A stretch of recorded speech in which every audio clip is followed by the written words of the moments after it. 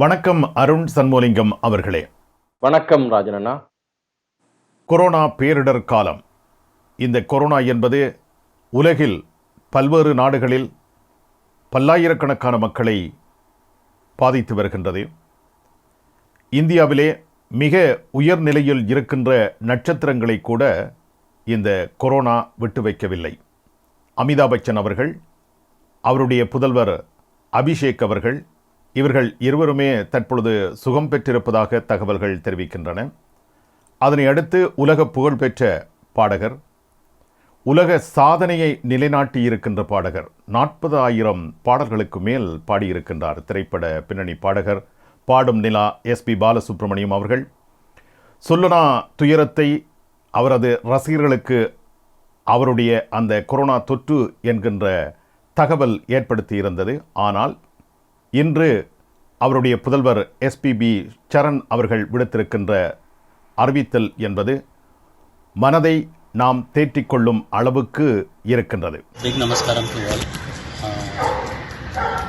Yesterday Dad was in critical and he was intubated and put on ventilator.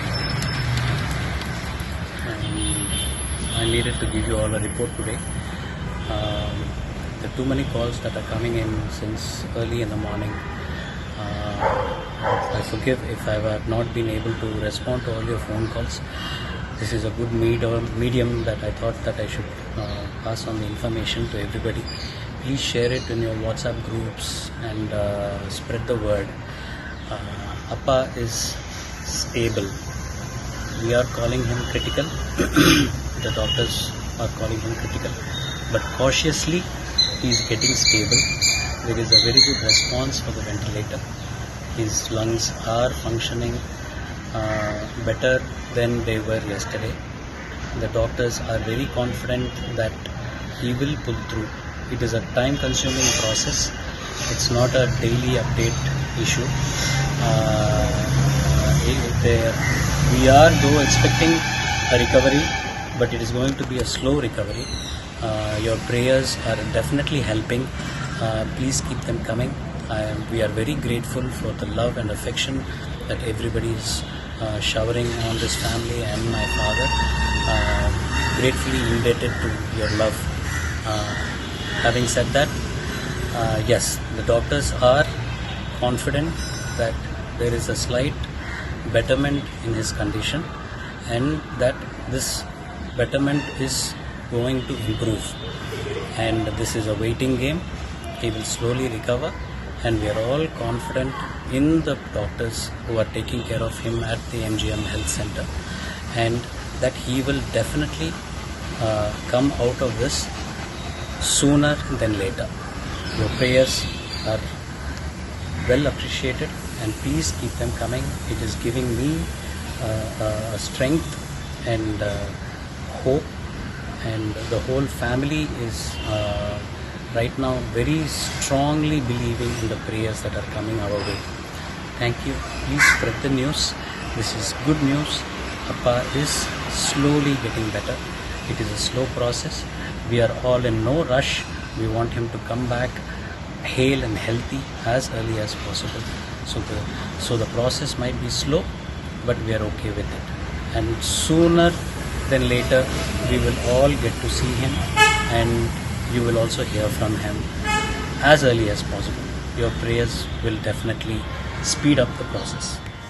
நலம் வாழ என் நாடும் என் வாழ்த்துக்கள், தமிழ் கூறும் பல்லாண்டு என் வார்த்தைகள், இளவேனில் உன் வாசல் வந்தாடும், இளந்தென்றல் உன் மீது பண்பாடும், நலம் வாழ என் நாடும் என் வாழ்த்துக்கள், தமிழ் கூறும் பல்லாண்டு என் வார்த்தைகள். ஓ ஓ ஓ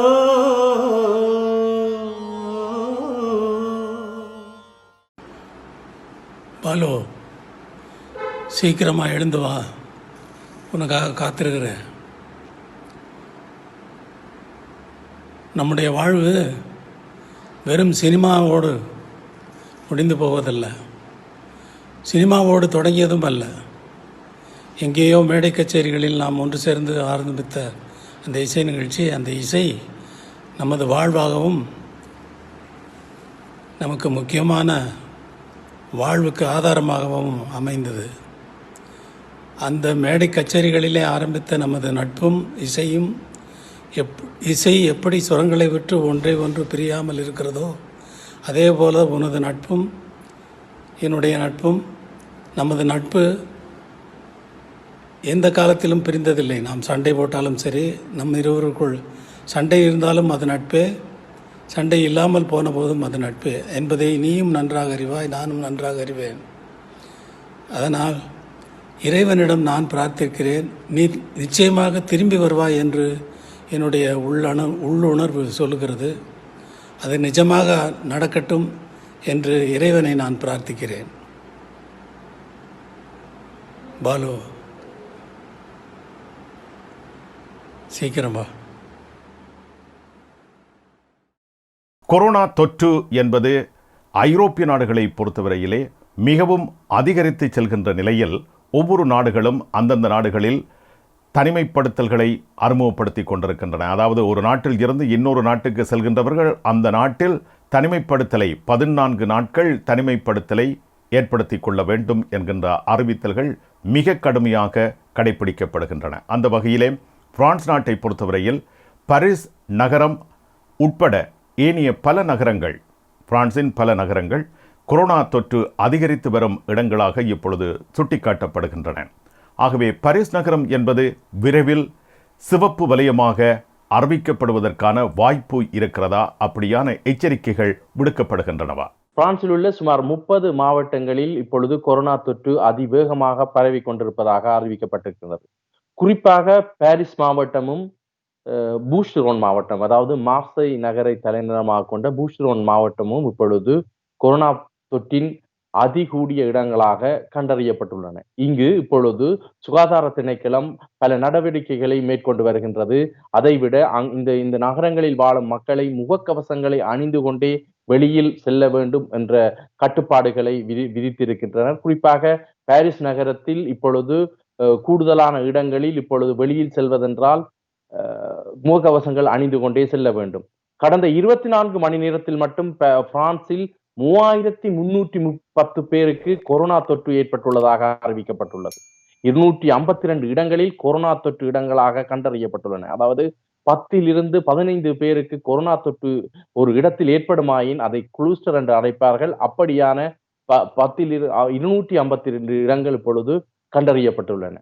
குறிப்பாக இப்பொழுது AHSP என்ற பொது சுகாதார சேவைகள் மன்றம், அதாவது இங்கு பிரான்ஸ் மக்களுக்காக அவர்கள் தரவுகளை, அதாவது கொரோனா வைரஸோ வேறு எந்த வருத்தங்கள் ஏற்பட்டாலும் அந்த தரவுகளை அறிவிக்கும் இந்த நிறுவனம் இந்த முகக்கவசங்களை எல்லா இடங்களிலும் எல்லோரையும் அணியும்படி, அதாவது வீட்டிலிருந்து வெளியில் செல்லும் பொழுது பிரான்சில் எந்த மூலை முடுக்கில் இருந்தாலும் அவர்கள் முகக்கவசங்களை அணிந்து செல்வதுதான் நன்று என்று அந்த AHSP என்ற இந்த நிறுவனம் அரசாங்கத்தை கோரியுள்ளது.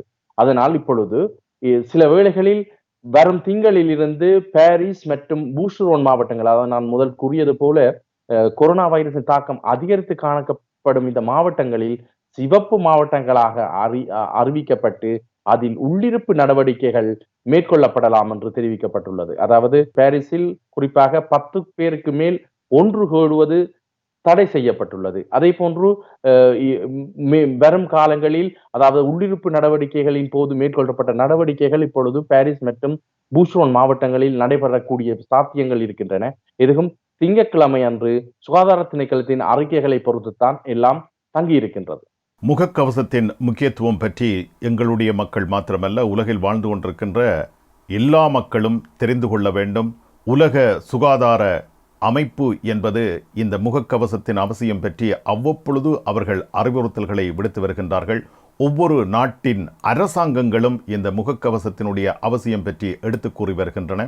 எனவே எல்லோரும் முகக்கவசம் அணிவதை மிக மிக கவனமாக மேற்கொள்ள வேண்டும். ஏனென்றால் அதுதான் தற்பொழுது எங்களிடம் இருக்கின்ற கொரோனாவுக்கான எதிர்ப்பு நடவடிக்கையின் முக்கியமான பகுதியாக இருக்கிறது. இந்த முகத்தை மூக்கையும் வாயையும் நாங்கள் மறைத்து கொண்டு எங்களுடைய பயணங்களை நாங்கள் மேற்கொள்வது என்பது மற்றவரிடம் இருந்து எமக்கு அப்படியான தொற்று ஏற்படாது இருப்பதற்கும், சில வேளைகளில் எம்மிடம் அதற்கான வாய்ப்புகள் இருந்தால் அது மற்றவர்களுக்கு செல்லாமல் இருப்பதற்கும் இது தடுப்பு சுவராக இந்த முகக்கவசம் அமைகின்றது என்பதை நாங்கள் எல்லோரும் கருத்தில் கொள்ள வேண்டும். அதாவது ஐரோப்பிய நாடுகள் சிலவற்றில் இப்பொழுது 14 நாட்கள் தனிமைப்படுத்தல் என்பது அமுலில் இருக்கின்றது. பிரான்சுக்கு வருகின்றவர்கள், ஏனைய நாடுகளில் இருந்து பிரான்சுக்கு வருகின்றவர்களும் இவ்வாறு 14 நாட்கள் தனிமைப்படுத்தலில் இருக்க வேண்டிய நிலை ஏற்படுமா? அது பற்றி நீங்கள் அறிந்துள்ளீர்களா? இதுவரை பிரெஞ்சு அரசாங்கம் இதுவித நடவடிக்கைகளையும் அறிவிக்கவில்லை. ஆனால் வெளியுறவுத்துறை நேற்று வெளியிட்ட அறிக்கையில் பிரித்தானியா மேற்கொண்ட நடவடிக்கை வருத்தமளிக்கிறது. அதாவது பிரான்சில் இருந்து பிரித்தானியாவுக்கு செல்பவர்களுக்கு இப்பொழுது 14 நாட்கள் தனிமைப்படுத்தல் தேவை என்று பிரித்தானிய அரசாங்கம் அறிவித்திருந்தது. அதையே தாங்களும் மேற்கொள்ள இருப்பதாக பிரெஞ்சு வெளியுறவுத்துறை அறிவித்தல் ஒன்றை விடுத்திருந்தது. ஆனால் விமான நிலையங்களில் பரிசோதனைகள் நடைபெற்றுக் கொண்டிருக்கின்றன. ஆனால் இதுவரை அவர்கள் எந்தவித நடவடிக்கைகளையும் எடுக்கவில்லை. ஏனென்றால் அது ஐரோப்பிய ஒன்றியத்தை பொறுத்ததாகவே இருக்கின்றது சில விடயங்கள். அதனால் ஐரோப்பிய ஒன்றியத்தின் முடிவுகளை பார்த்து கொண்டு பிரான்ஸ் இருப்பதாகவே தெரிகின்றது. இஸ்லாமிய மக்களுக்கு எதிரான வன்முறை சம்பவங்கள் அவ்வப்பொழுது பிரான்ஸ் நாட்டில் நிகழ்ந்து வருகின்றமை நாங்கள் ஏற்கனவே அறிந்த விடயங்கள். ஆனால் தற்பொழுது லியோன் நகரத்தில் இப்படியான சம்பவம் இடம்பெற்றுள்ளதா? இஸ்லாமியர்களுக்கு எதிரான நடவடிக்கைகள் ரோன் மாவட்டத்தில் கடந்த சில மாதங்களாக அதிகரித்திருப்பதாக தெரிவிக்கப்படுகிறது. அதாவது அவர்களுடைய கடைகள் தாக்கப்படுவதும் இஸ்லாமியர்கள் தாக்கப்படுவதும் கூடுதலாக ரோன் என்ற மாவட்டம், அதாவது லியோனை தலைநகரமாக கொண்ட இந்த மாவட்டத்தில் இருப்பதாக அறிவிக்கப்படுகின்றது. கடந்த சில நாட்களாக, அதாவது கடந்த 2 நாட்களில் அடுத்தடுத்து 2 பள்ளிவாசல்கள் தீக்கிரையாக்கப்பட்டன. தீக்கிரையாக்கப்பட்டதுடன் அங்கு வாழும் மக்களுக்கு சில தொந்தரவுகளையும் சிலர் கொடுத்து வருவதாகவும் தெரிவிக்கப்படுகின்றது. இவை அனைத்தையும் உடனடியாக நிறுத்தும்படி இஸ்லாமிய சங்கம் ஒன்று இன்று ஒரு சிறிய ஊர்வலம் ஒன்றை அங்கு ஏற்பாடு செய்து வந்தது. லியோன் மற்றும் புரோன் நகரங்களில் இருந்த இந்த பள்ளிவாசல்களே எரிக்கப்பட்டிருந்தன. அதே போன்று லியோன் நகரத்தில் இருந்த கெப்பாப் கடை ஒன்றும் தாக்கப்பட்டிருப்பதாக அறிவிக்கப்பட்டுள்ளது. அதாவது ஹலால் என்று எழுதப்பட்டிருந்த அந்த கடை தாக்கப்பட்டிருப்பதாகவும் அறிவிக்கப்பட்டுள்ளது. இந்த மாவட்டத்தில் இப்பொழுது இஸ்லாமியர்களுக்கு எதிரான தாக்குதல்கள் சிறிது சிறிதாக அதிகரித்து கொண்டு வருவது குறிப்பிடத்தக்கது. ஏனெனில் இன்னொரு விடயம் ஒன்றை நாங்கள் இதில் பார்க்க வேண்டும். ஏனென்றால் ரோன் மாவட்டத்தைச் சேர்ந்தவர்கள் சிலர் கடந்த வாரம் நடைபெற்ற நிஜர் நாட்டில் நடைபெற்ற தாக்குதலில் இறந்திருப்பதும் குறிப்பிடத்தக்கது. அதனால் தான் அங்கு தாக்குதல்கள் சில வகைகளில் கூடுதலாக இருக்கலாம் என்றும் தெரிவிக்கப்படுகிறது. கொரோனா பேரிடர் காலத்தில் உலகிலேயே தீங்குகள் தான் மிக அதிகமாக ஏற்பட்டு கொண்டிருக்கின்றன. ஆனால் அதில் மிக சில நன்மைகளும் நிகழ்ந்திருப்பதாக பேசப்படுகிறது. அதாவது வீதி விபத்துக்கள், அந்த விபத்துக்களால் ஏற்படுகின்ற உயிரிழப்புகள் என்பவை பிரான்ஸ் நாட்டை பொறுத்தவரையில் குறைவடைந்திருக்கின்றனவா? ஜூலை மாதத்தில் வீதி விபத்துகள் 11.3% குறைந்திருப்பதாக தெரிவிக்கப்படுகின்றது. அதாவது கடந்த வருடம் 2019ஆம் ஆண்டு 328 பேர் வீதி விபத்துகளால் பிரான்சில் இறந்திருந்தார்கள். ஆனால் இந்த வருடம் 291 பேரை ஜூலை மாதத்தில் இறந்திருப்பதாக அறிவிக்கப்பட்டுள்ளது. ஆனால் இதில் மோட்டார் சைக்கிளில் செலுத்துபவர்கள் கூடுதலாக இறந்திருப்பதாகவும், அதைவிட இந்த 2 விபத்துக்கள் அடுத்தடுத்து இங்கு நிகழ்ந்தன. 5 குழந்தைகள் ஒரு விபத்திலும் 4 குழந்தைகள் ஒரு விபத்திலும் இறந்ததினால் 18 வயதுக்கு கூடியவர்களின் இழப்புகள் கூடுதலாக இருப்பதாகவும் அறிவிக்கப்பட்டுள்ளது. இந்த கொரோனா காலகட்டத்திலே நாங்கள் பல்வேறு விடயங்களில் கவனம் செலுத்த வேண்டும் என்று அரச இயந்திரங்கள், அரச நிர்வாகங்கள் அறிவித்தல்களை வழங்கி கொண்டிருக்கின்றன. குறிப்பாக சுகாதார கட்டமைப்பு என்பது அப்படியான விடயங்களில் நீங்கள் எப்படி கவனம் செலுத்த வேண்டும் என்று மக்களுக்கு விழிப்பூட்டுகின்றன. குறிப்பாக இந்த இறைச்சி பதனிடும் நிறுவனங்கள், மீன் பதனிடும் நிறுவனங்கள் என்பவை தங்களுடைய தயாரிப்புகளை இந்த காலகட்டத்தில் மிக அதிகமாக விற்பனை செய்வதாக இன்னொரு தகவல் தெரிவிக்கின்ற பொழுதிலும், ஒரு குறிப்பிட்ட மிகப்பெரிய நிறுவனம் ஒன்றின் இந்த இறைச்சி வகைகள், மீன் வகைகள் போன்றவற்றை மக்கள் வாங்க வேண்டாம் என்றும், அவ்வாறு வாங்கியிருந்தால் அதனை உபயோகிக்க வேண்டாம் என்றும் அவற்றை மீள ஒப்படைக்கும்படியும் அறிவித்தல் வெளியாகி இருக்கிறதா பிரான்சில்? விவசாய அமைச்சு இன்று ஜென் ஃபுட்ஸ் என்ற நிறுவனத்தின் தயாரிப்புகள் அனைத்தையும் மக்களை பாவிக்க வேண்டாம் என்றும், அப்படி அவர்கள் வாங்கியிருந்தால் அதை திருப்பி அந்தந்த நிறுவனங்களிடம் ஒப்படைக்கும்படியும், அதை வைத்திருக்கும் நிறுவனங்கள் அதை மீள அந்த நிறுவனத்திடமே ஒப்படைக்கப்படும். டிஜன் ஃபுட்ஸ், DGN ஃபுட்ஸ், FOODS.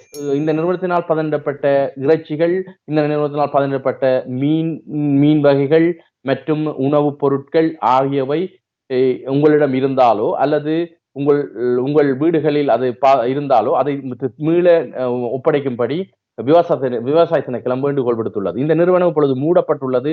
சுகாதார சீர்கேடுகள் இதில் எதிர்ப்பதால் தான் இந்த வகையான நடவடிக்கைகளை விவசாய திணைக்களம் எடுத்திருப்பதாக விவசாய அமைச்சு அறிவித்துள்ளது. அதிகமாக ரயில் நிலையங்களில் அமைந்திருக்கின்ற ஒரு சிறிய வர்த்தக நிறுவனம், பத்திரிகைகள், ஏனைய மின்பானங்கள், சிற்றுண்டி வகைகள் என்பனவை அங்கு விற்பனை செய்யப்படும் கியோஸ்க் நிறுவனங்கள் மீது அரசாங்கம் தற்பொழுது கரிசனை கொண்டிருக்கின்றதா, கருணை காட்டியிருக்கிறதா? கொரோனா அனர்த்தங்களால் பாதிக்கப்பட்ட ஒரு நிறுவனங்கள், இந்த கியோஸ்க் என்று அழைக்கப்படும் சிறு சிறு பத்திரிகைகள் விற்கும் நிலையங்கள், மெட்ரோ மற்றும் ரயில் நிலையங்களுக்கு அண்மையில் இவர்களுடைய ஸ்தாபனங்கள் அமைந்திருக்கும். அப்படிப்பட்டவர்களுக்கு இப்பொழுது அரசாங்கம் 1500 3000 ஈரோக்களை அவர்களுக்கு உதவி பணமாக வழங்க முன் வந்திருக்கின்றது. இது இந்த அடுத்த மாதத்திலிருந்து அது வழங்கப்படும் என்றும் அரசாங்கம் அறிவித்துள்ளது. நல்லது. அருண் சண்முகலிங்கம் அவர்களே, மிக்க நன்றி. மீண்டும் சந்திப்போம். வணக்கம். வணக்கம் ராஜன் அண்ணா, மீண்டும் சந்திப்போம்.